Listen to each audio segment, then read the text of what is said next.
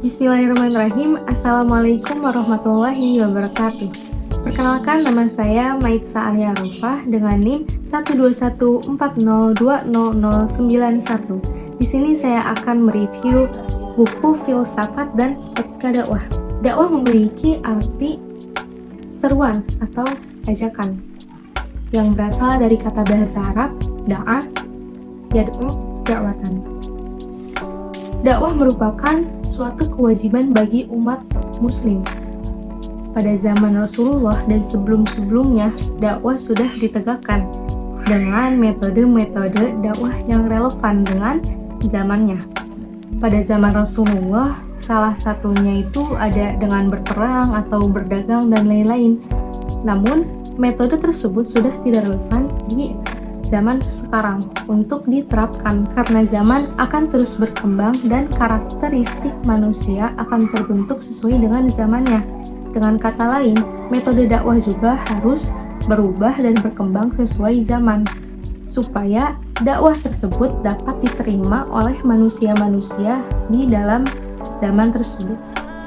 Untuk memberi pemahaman tersebut kepada para dai, buku Filsafat dan Etika Dakwah ini menyuguhkan kepada para pembaca tentang bagaimana dakwah yang efektif dan relevan pada zaman sekarang.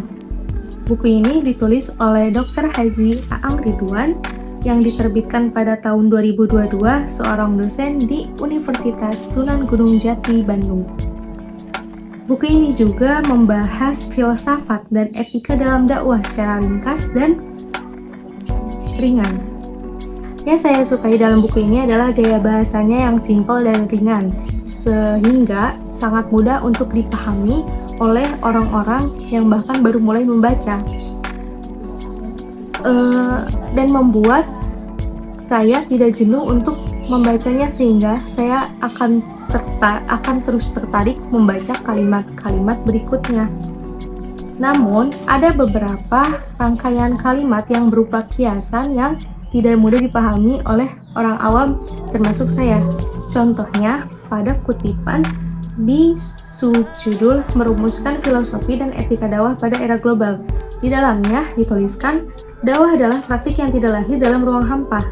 Namun, ketidakpahaman tersebut sudah dijelaskan di kalimat-kalimat berikutnya, sehingga tidak terlalu mengganggu saat membacanya. Kalimat-kalimat berikutnya yang menjelaskan tentang dakwah dan zaman ini.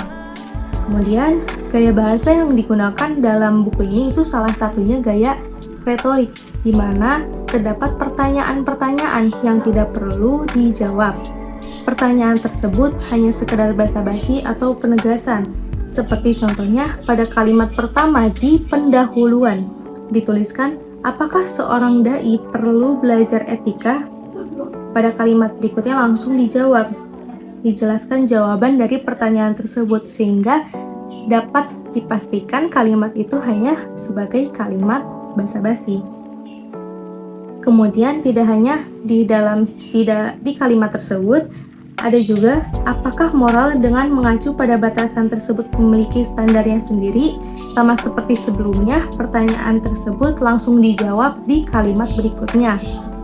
Menurut saya, dengan adanya gaya retorik dalam buku ini membuat seperti adanya komunikasi antara penulis dengan pembaca.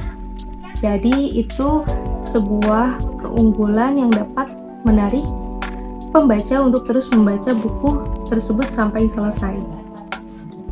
Sekian review dari saya. Wassalamualaikum warahmatullahi wabarakatuh.